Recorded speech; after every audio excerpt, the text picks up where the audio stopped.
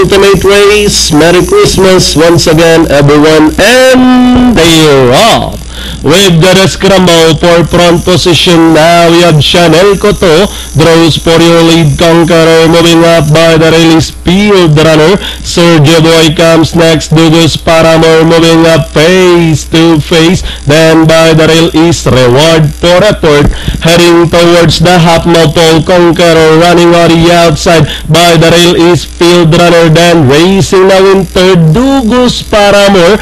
Face to face is in between runners. Then on the outside is Sergio Boy. Then comes 6A as they race towards the 600. We have Conqueror from the outside. Field Runner is by the row. Then running on the outside, Chanel Cotto, Sergio Boy as they race for home.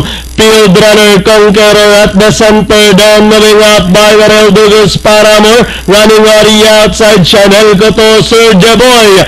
And out of stretch they come. We've got a couple runners in a 1-2 position. Chanel Cotto, Sergio Boy moves up to grab the lead. Now they are all after Sergio Boy, Chanel Cotto, and finally Sergio Boy, Chanel Cotto, face to face.